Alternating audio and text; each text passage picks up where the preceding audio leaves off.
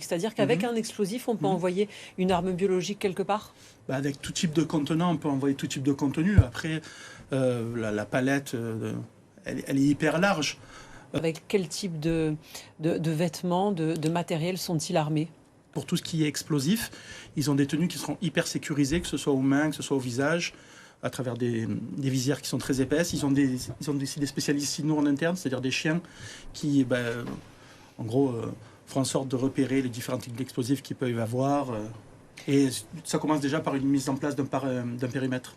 Et le robot des mineurs? Et bien entendu, après, ils ont les robots, donc ça, c'est à savoir. Ensuite, est-ce qu'ils envoient du robot ou est-ce qu'ils envoient de l'humain, et ou les deux. Mais ça, encore une fois, c'est des recettes qui, là, sont des recettes d'experts et de spécialistes, et c'est là où ma compétence s'arrête. Vous les équipez pour quel type d'intervention? Nous, on les équipe pour qu'ils puissent mettre justement leurs explosifs en sécurité, à l'abri du feu, à l'abri potentiel du vol.